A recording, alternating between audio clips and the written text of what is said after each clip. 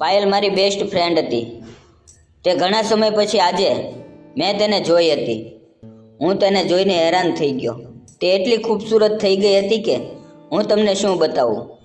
પાયલ પોતાના પપ્પાની સાથે ખેતરમાં કામ કરવા માટે આવી હતી, કારણ કે અત્યારના સમયમાં મજૂર મળતા નહોતા.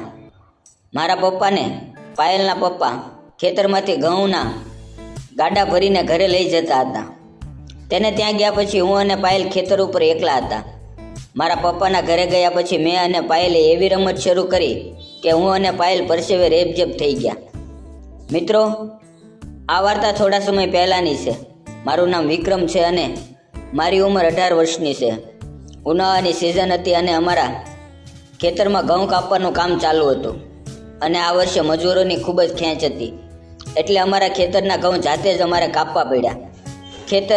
ખેતરેથી ઘર થોડુંક દૂર છે, એટલે બળદ ગાડામાં એક ફેરો લગાવતા ઓછામાં ઓછી 30 થી 40 મિનિટનો સમય જતો રહેતો. અમારે 5 વીઘા જમીન છે. એક સવારે હું અને મારા પપ્પા જમીને ખેતરે ગયા. ઘઉં કાપીને પૂવા બનાવી નાખ્યા હતા. મારા પપ્પા ગાડું ભરીને તેને ઘરે લઈ જઈ રહ્યા હતા. બાજુના ખેતરમાં એક છોકરી પણ પોતાના પપ્પા સાથે કામ કરવા માટે આવી હતી. તેનું નામ પાયલ હતું. તે મારી સાથે 8મા ધોરણ સુધી ભણી હતી. તે મારા જ ગામની હતી.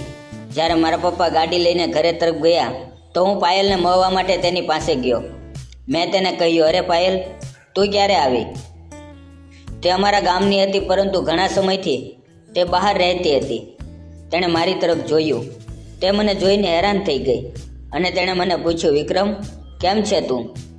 મેં કહ્યું, શું વાત છે? તે મને ઓળખી લીધો? તો તેણે કહ્યું, ચાલ આપણે સામે લીમડા નીચે બેસીને વાત કરીએ. અમે બંને લીમડા નીચે બેસીને વાત કરવા લાગ્યા. હવે અમારા બંનેના પપ્પા 40 મિનિટ પછી પાછા આવવાના હતા. તે જ્યારે પાછા આવ્યા ત્યારે મેં અને પાયલે ફરીથી ગાડું ભરી દીધું અને તે ફરીવાર જતા રહ્યા. અમે બંને બેસીને વાતો કરવા લાગ્યા. મેં તેને કહ્યું, પાયલ, મેં તને ઘણા દિવસ પછી જોઈ. મને લાગ્યું કે તારા લગ્ન થઈ ગયા છે, એટલા માટે તું દેખાતી નથી. મારી નજર તેની તરફ હતી.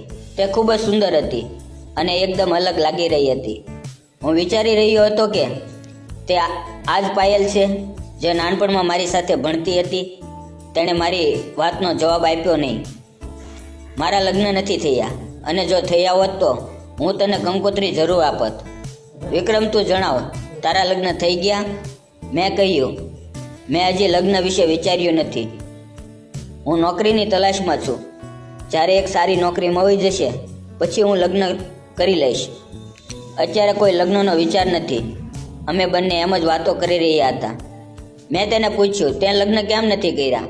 તો તે કહેવા લાગી, તું શું બુદ્ધુ છે? શું હું મારી જાતે લગ્ન કરી લઉં? જ્યારે મમ્મી પપ્પા ગોઠવશે ત્યારે જોયું જશે. તેની વાત સાંભળીને હું હસવા લાગ્યો. પાયલે કહ્યું, મજા નથી આવતી શું? તારી પાસે મોબાઈલ છે?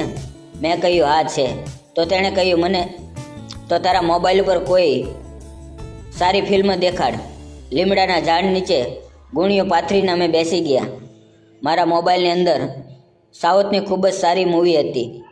તે અમે બંને જોવા લાગ્યા. થોડી વાર પછી મારા પપ્પા ગાડું લઈને પાછા આવ્યા. મેં અને પાયલે ઝડપથી ગાડાની અંદર માલ ભરી દીધો. અમે બંને ફરીથી ફિલ્મ જોવા લાગ્યા, જેની અંદર આ પણ સીન આવતો હતો, જેની અંદર ડાયલોગ હતો કે તું કેટલી બધી મોટી થઈ ગઈ છે અને તે હજી લગ્ન નથી કર્યા. થોડી વાર પછી પાયલે કહ્યું, શું તારી પાસે આની અંદર બીજું કોઈ ફિલ્મ છે? મેં કહ્યું, ના નથી. તો તેણે મારો મોબાઈલ લઈ લીધો અને કહેવા લાગી કે ચાલ ગીત વગાડીએ.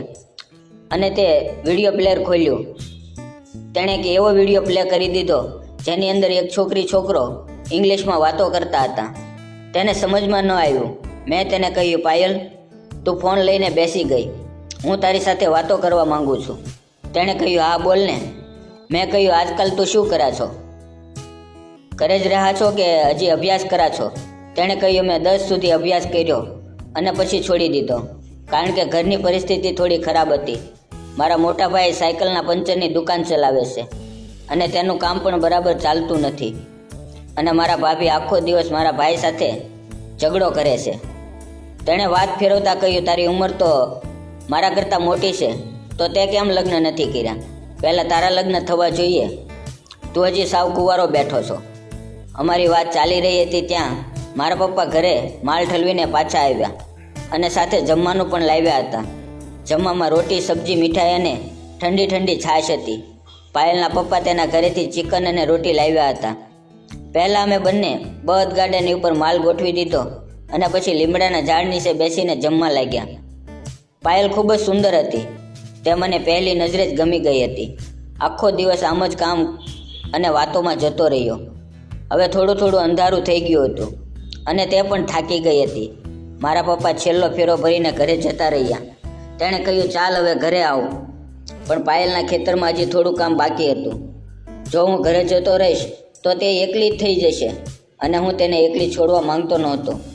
અને તેના પપ્પાએ પણ મને કહ્યું, વિક્રમ, થોડી વાર માટે તું પાયલની સાથે રહે. તું જતો રહીશ તો તે એકલી થઈ જશે અને થોડું અંધારું પણ થઈ ગયું છે. મારું કામ 2 કલાકમાં પૂરું થઈ જશે. તેની વાત સાંભળીને હું રોકાઈ ગયો. હું જવા પણ માંગતો નહોતો. તેના પપ્પા ફેરો નાખવા માટે ઘરે ગયા. ખેતરમાં ફક્ત અમે 2 હતા અને થોડું થોડું અંધારું પણ થઈ ગયું હતું. આજુબાજુ કોઈ જગ્યાએ રોશની પણ નહોતી. પાયલ બોલી, મને ખૂબ જ ડર લાગે છે. પાયલના પપ્પાને પાછા આવવામાં થોડી વાર લાગી. મેં પાયલને પૂછ્યું, પાયલ, તું મારી સાથે લગ્ન કરીશ? તો તેણે કહ્યું, તું કેવી વાત કરે છે? આપણે બંનેનો કોઈ મેળ નથી. અમે લોકો ખૂબ જ ગરીબ છીએ. મેં કહ્યું, આ વાતમાં અમીર ગરીબ ક્યાં આવે છે? મને તો ખૂબ જ પસંદ છો. જો તું હા કહે તો હું મારા ઘરે મારા પપ્પાને લગ્નની વાત કરું.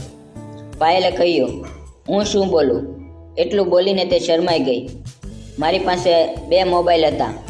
એક મોબાઈલ મેં પાયલને આપી દીધો કારણ કે અમે બંને રોજ વાત કરી શકીએ.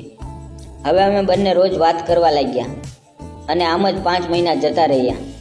પાયલના મમ્મી પપ્પા તેના સંબંધ માટે છોકરો ગોતવા લાગ્યા. મને આ વાત પાયલે જણાવી. મેં મારા પપ્પાને પાયલ વિશે વાત કરી અને મારા ઘરે બધા જ લોકો પાયલને પસંદ કરતા હતા. એટલે મારા પપ્પા પાયલના ઘરે ગયા અને મારા ભવિષ્યની વાત પાયલના મમ્મી પપ્પા સાથે કરી. અમારા બંનેના લગ્ન નક્કી થઈ ગયા અને 3 મહિના પછી લગ્ન પણ થઈ ગયા. મને ભાવનગરની અંદર નોકરી પણ મળી ગઈ. થોડા સમય પછી પાયલને લઈને હું ભાવનગર જતો રહ્યો. હું અને પાયલ અમારી જિંદગીની અંદર ખૂબ જ ખુશ હતા. આ હતી મારા પ્રેમની સાચી કહાની. મિત્રો, વિડીયો પસંદ આવે તો વિડીયોને લાઇક અને ચેનલને સબસ્ક્રાઈબ જરૂર કરજો. વિડીયો પૂરેપૂરો જોવા બદલ તમારો ખૂબ ખૂબ ધન્યવાદ.